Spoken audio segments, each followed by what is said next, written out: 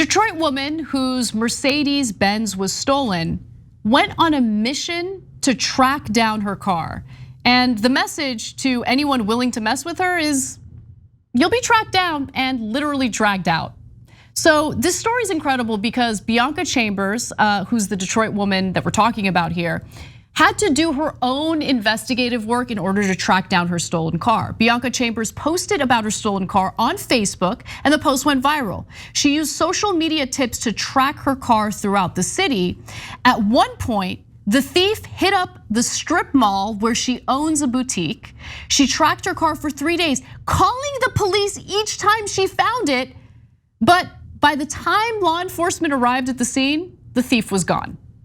So finally, it got to a point where she's like, I'm gonna take matters into my own hands. I know where this guy is, and I'm gonna get my car back.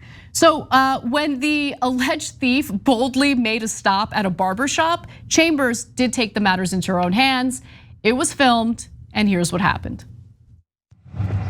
Y'all see my car? I called the police 3 times. I called the police 3 times. But guess what? They're not coming. You know why? Because they claim it's a kidnapping in sight.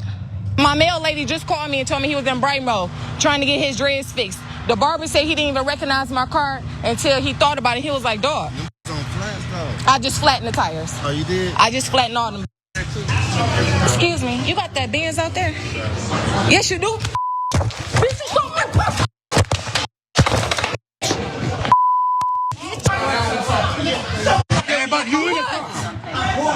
You've been driving around the for 3 days. You gonna say, I bought it for $2,500.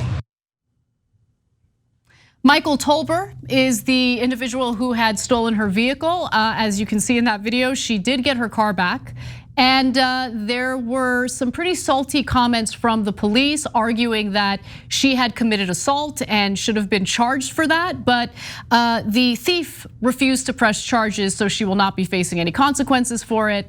Dr. Richey, am I wrong in applauding this woman for doing the investigative work that should have been done by the cops, by the way, and also being brave enough to take matters into her own hands and getting back what she deserved to get back, which is the vehicle that she paid for?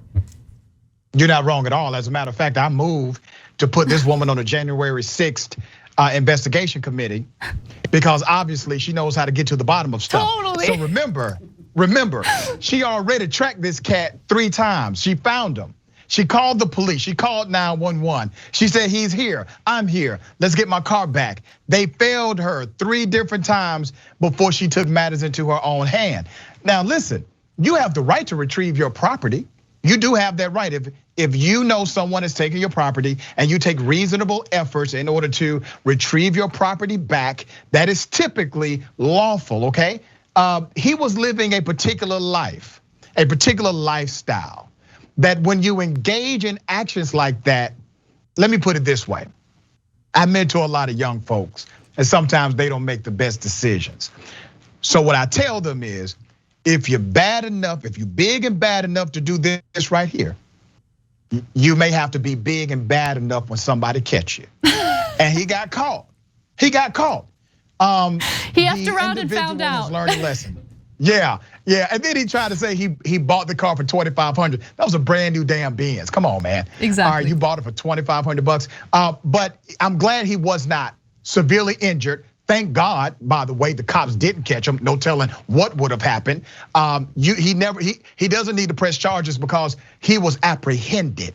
Okay, the woman apprehended him before the cops got there.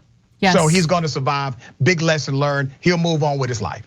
Well, we want to know what you all think. So we have a poll on this, and you can participate by going to tyt.com/poll.